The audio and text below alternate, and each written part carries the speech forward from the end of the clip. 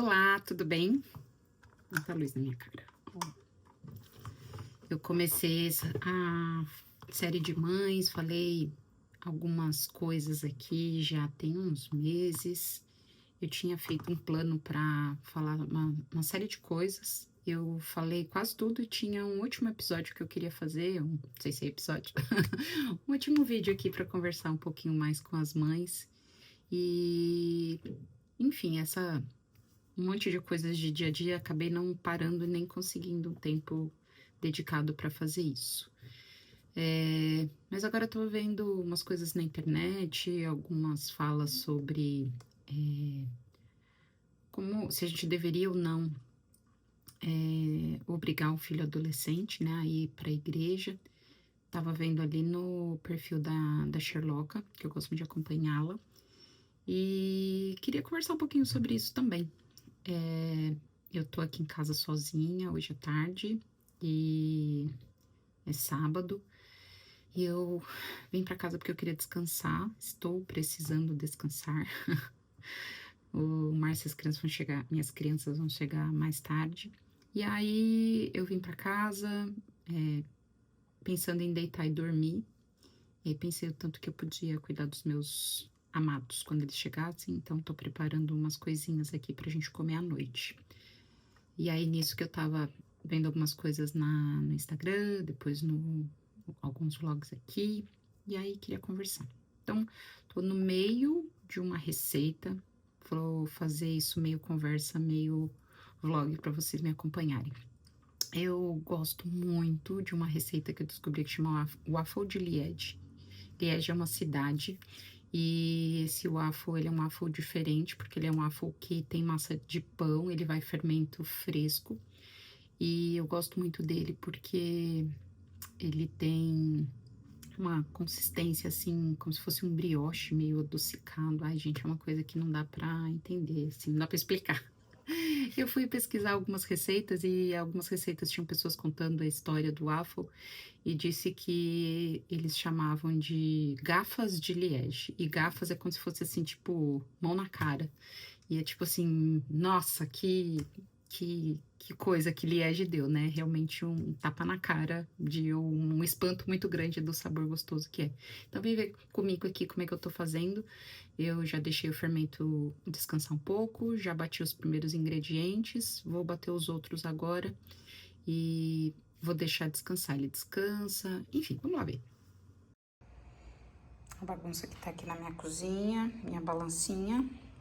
Já coloquei uma parte da farinha e falta outro. Acabei de colocar manteiga. Aqui dentro já tem o açúcar mascavo. Tá aqui, ó. Parece meio chocolate, né? Mas é açúcar mascavo. Já coloquei mel. Eu já guardei o mel. Tem um ovo. E agora acabei de pôr manteiga e farinha. Já tem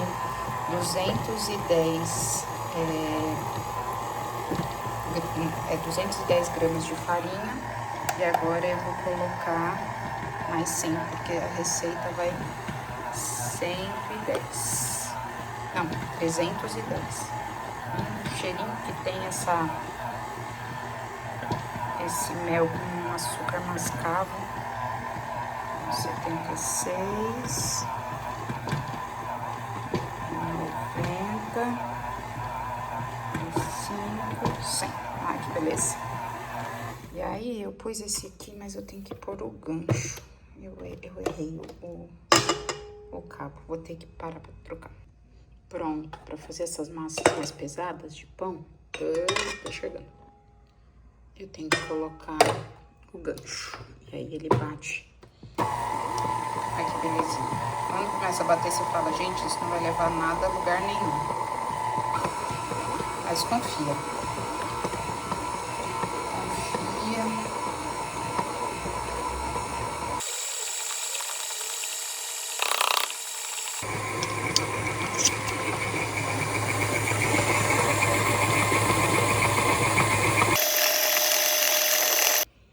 Eu falei confia, mas tava achando tão seco. E aí eu lembrei que a hora que eu fui pegar o celular pra gravar, eu esqueci do fermento. Então o fermento a gente coloca um pouquinho de leite, ó, ele tem que fazer uma espuminha, tá vendo? Então, aqui tem 90 gramas de leite, tem uma colher de chá de fermento fresco e uma pitada de açúcar.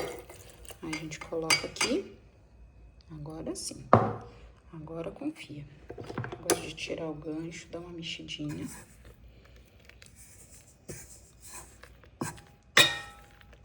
Na receita fala para bater 10 minutos, para sovar 10 minutos. Ó, tá vendo como já? Aí agora deu a liga. Tava na dúvida se eu tinha contado as xícaras certo. Olha que belezinha. Vai ficar uma massa pesada. Se não tem batedeira de gancho, é tipo uma massa de pão que você tem que ficar sovando 10 minutos. Eu acho que eu faria menos essa receita se eu não tivesse esse gancho maravilhoso. Olha só que beleza. Agora sim, vocês vão ver a mágica acontecer.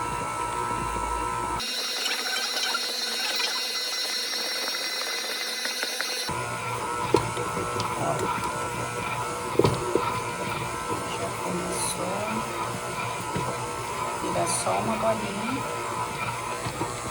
e vai batendo. Às vezes fica essa sujeirinha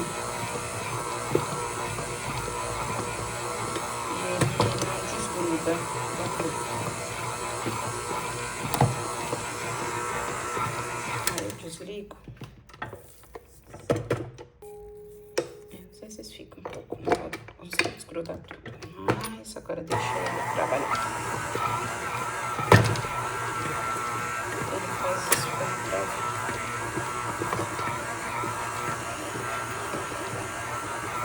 Bonitinho, deixa eu marcar no relógio. 10 minutinhos ele vai ficar. Enquanto isso, vou limpar essa bagunça. Já guardei tudo aqui, já fiz o morango pra comer depois. Mas passou só 2 minutos. Eu vim só mostrar aqui, não sei se vai dar pra ver na gravação, mas nos vídeos que fala porque tem que bater tanto tempo, fala que tem que quebrar a fibra da farinha do glúten, né? Não sei se é isso. Bom, voltei enquanto tá batendo, não sei se dá para ouvir, tá lá no fundinho. E eu vou ficar de olho no relógio aqui. Eu não fiz um roteiro, nada, mas eu fiquei com muita vontade de falar um pouco sobre essas questões de obrigar os filhos, né, nas práticas espirituais ou mesmo ou na igreja. O que eu, enfim, também dou aula para os adolescentes na igreja e trabalhei com adolescentes durante um tempo aí. E o que eu tenho percebido, assim, que Deus tem me ensinado através das leituras, através dos meus próprios filhos, através de observar algumas outras questões, que às vezes o que a gente quer do nosso filho é só um comportamento. A gente não converte os filhos, né? A gente não consegue fazer a ação do Espírito Santo nos nossos filhos. Eu acho que essa é a primeira coisa.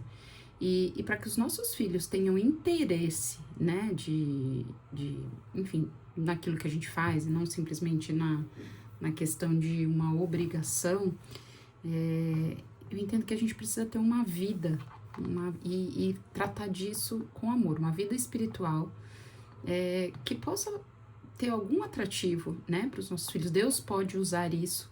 A gente não pode obrigar os nosos filhos a fazer algo que talvez a gente faça simplesmente por costume, ou que a gente faça simplesmente porque a gente sempre fez.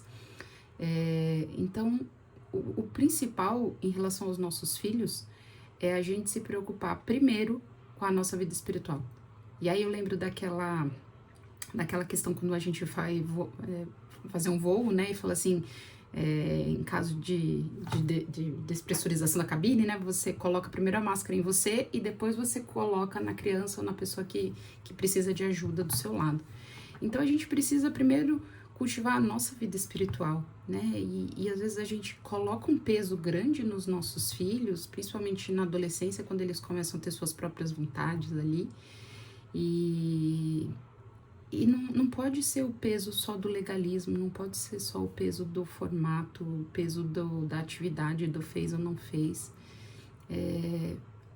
A gente tem um livro que fala que a gente é o primeiro exemplo, a primeira visão que eles têm de Deus. Então, como que a gente enxerga Deus também vai comunicar muito como a gente enxerga para os nossos filhos. Eu dei uma pausa aqui, fui olhar o nome do livro, A Conversa com Seus Filhos. Ele fala de que nós somos essa primeira representação de Deus para os nossos filhos. Então, o que a gente fala é muito importante, a forma que a gente age, né? E acho que a gente tem que falar corretamente sobre Deus, entender quem é Deus e transmitir essa imagem do que é Deus de uma forma muito bíblica e não da forma que nós achamos. E aí é esse o ponto, né? Nós precisamos entender quem é Deus para a gente poder comunicar isso para o nosso filho, não só o comportamental. Eu li também recentemente o livro Filhos Desviados, A Graça de Deus em Busca dos Pródigos. E é um livro muito especial, assim, para pais lerem. Acho que é um livro de esperança, um livro muito esclarecedor. Ele vai contando a visão da filha e a visão do pai e do que foi acontecendo ao longo da vida deles, da caminhada. Ela foi criada na igreja, depois da faculdade ela se desvia e ela passa vários anos afastada da fé. Na verdade, nunca tinha se convertido, né?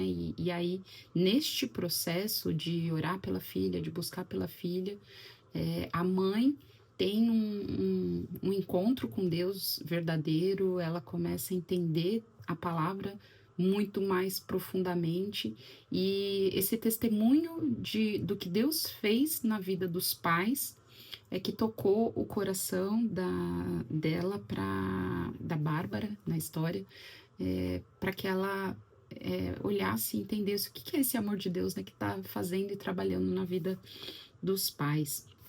E aí, para acabar, nossa, já deu 12 minutos do meu pão. Deixa eu ir lá. Ah, que belezinha. Dá pra ver o quanto que ele tá mais elástico? Vamos abrir aqui. Olha que belezinha.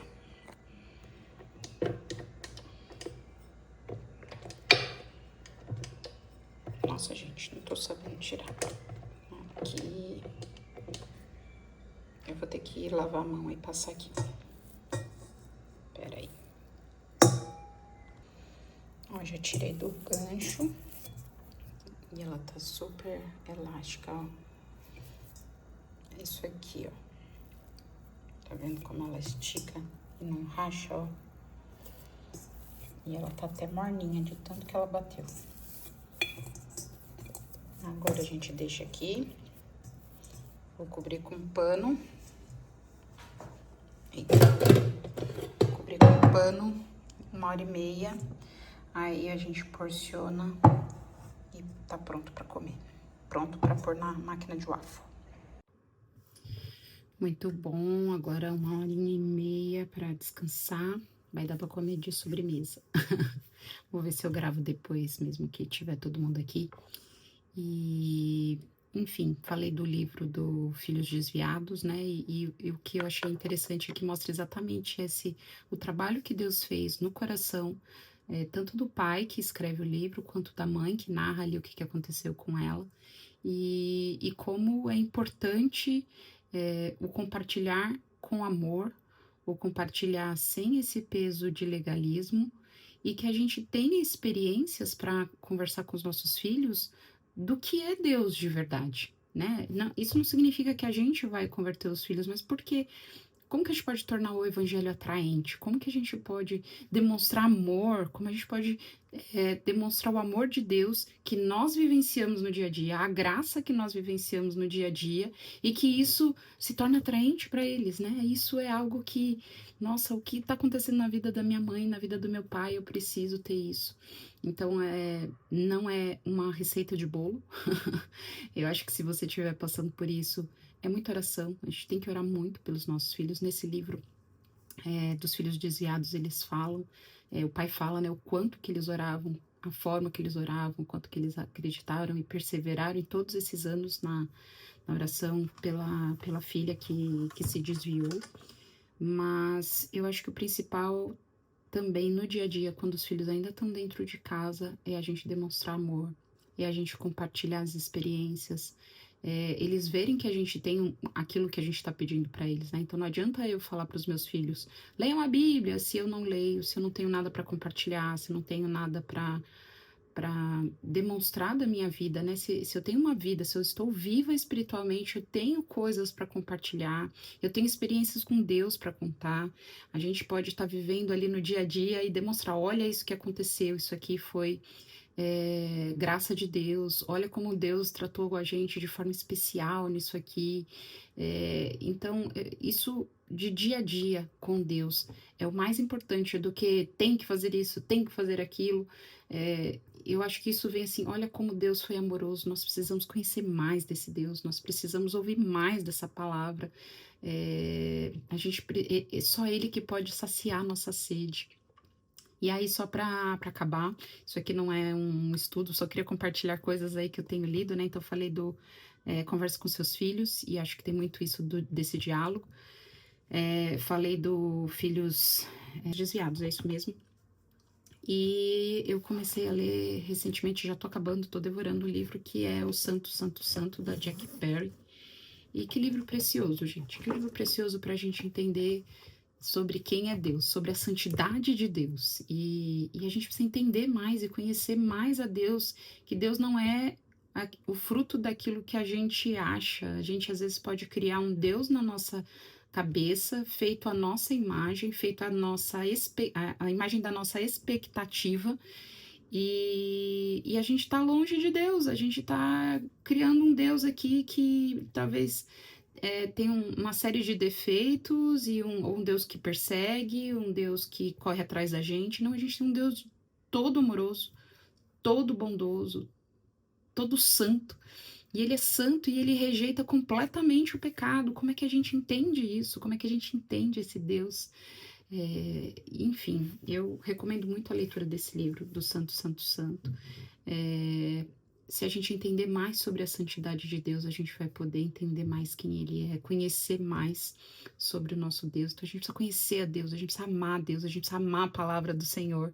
E isso precisa chegar no coração dos nossos filhos através do nosso exemplo. Então a gente não pode simplesmente ter uma receita de bolo, a gente precisa vivenciar, a gente precisa orar por eles, a gente precisa orar com eles, a gente precisa contar das coisas que Deus fez, né? Tudo isso tem salmos, tem histórias na Bíblia, tem coisas tão importantes que mostram como a gente deve fazer. De novo, não é uma receita de bolo. A gente tem que orar e pedir muito a graça e a misericórdia de Deus para que Ele vivifique os nossos filhos, né? Porque todos nós nascemos mortos nos nossos delitos e pecados. Nós estávamos mortos até que um dia, né, Deus disse: haja luz, né, no nosso coração, e depois disso é que a gente começa a enxergar quem é Deus, a gente pode experimentar quem é Deus, a gente pode conhecer Ele através da palavra, a gente pode compartilhar isso com os nossos filhos. E era isso que eu queria compartilhar, só um pouquinho ainda nessa fase mãe, né, nessa fase, não, nessa série aí de alguns estudos sobre maternidade, alguns, não estudos, nessa série de algumas reflexões sobre a maternidade, aqui falando para a maternidade um pouquinho mais para cima, né, para filhos um pouco maiores, e Deus é fiel, né, Deus trabalha no nosso coração o tempo todo. Ele está trabalhando no nosso coração, enquanto Ele está trabalhando nos nossos filhos, Ele também vai nos santificando, a palavra dele não volta vazia, né? Esse Deus que escolhe os seus. E é isso. Vou ainda terminar o vídeo mostrando um pouquinho do UAFO. Um abraço. 1h20 depois, 1h20 depois. Olha como é que ficou. Ó, a massa cresceu bem. Ela praticamente dobrou de tamanho. E agora eu vou porcioná-la. Essa hora da noite fica cheia de reflexo aqui por causa da minha luz. Ó. Ela tem essas luzes indiretas aqui, dá um reflexo. Mas coloquei a massa. Deu 575 gramas. Vamos ver se é isso mesmo. É isso mesmo. E aí eu vou dividir aqui pra ver quantos dá. A receita fala que dá pra fazer, que é o ideal fazer 90 gramas cada um. 575 por 90 dá 6 e um pouquinho. Então eu corto mais ou menos assim. E aí eu começo a pesar. Mas aí eu coloco aqui, ó, deu 83. E aí eu vou tirando as porçõezinhas, ó, deu 91. E depois eu vou dar uma leve modelada. Dividir tudo em porção de 90, sobrou um pouquinho mais com 100 gramas o último. E aí agora a gente picota esse açúcar pra colocar no meio e fazer as bolinhas. Ó, já tá acabando meu açúcar. A gente transforma esses cubinhos cortadinhos aqui. O ideal seria fazer pérolas de açúcar. Mas eu corto aqui, tô até achando que tá grande. E vou colocar no meio da massa. Vamos cortando. Eu corto os cubinhos no meio.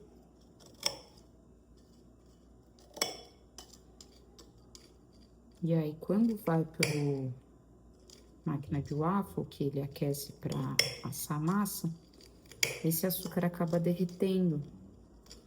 Então, fica um trem bom demais. Então, a receita, como é que a gente faz? A gente dá uma abridinha na massa assim. Ó. Pega um pouquinho de açúcar.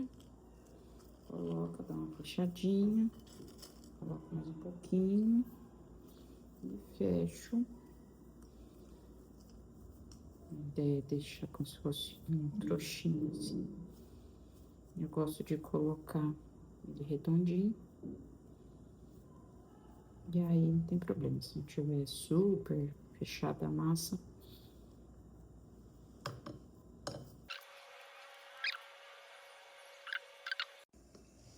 Muito bem, fiz aqui as 6 bolinhas. Já estão com açúcar dentro. Tem algumas que dá pra ver o açúcar, ó.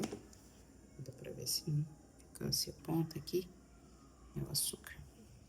Vou deixar pronto, que agora eu vou fazer hambúrgueres.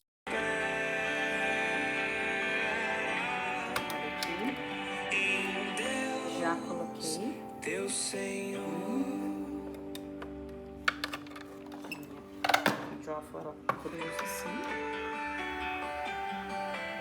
Mais um pouquinho.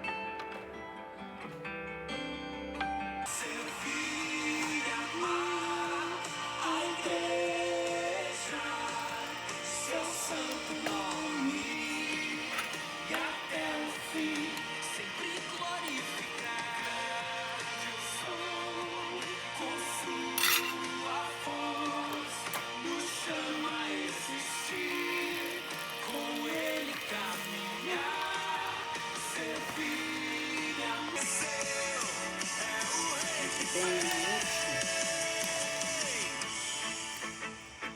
Vou arrumar isso.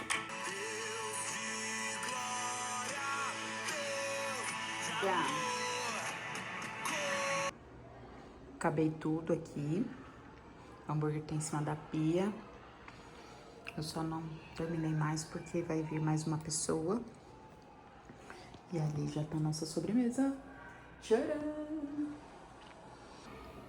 Obrigado por essa troca, por essa conversa hoje. Não muito planejado, mas foi muito bom. Até o próximo.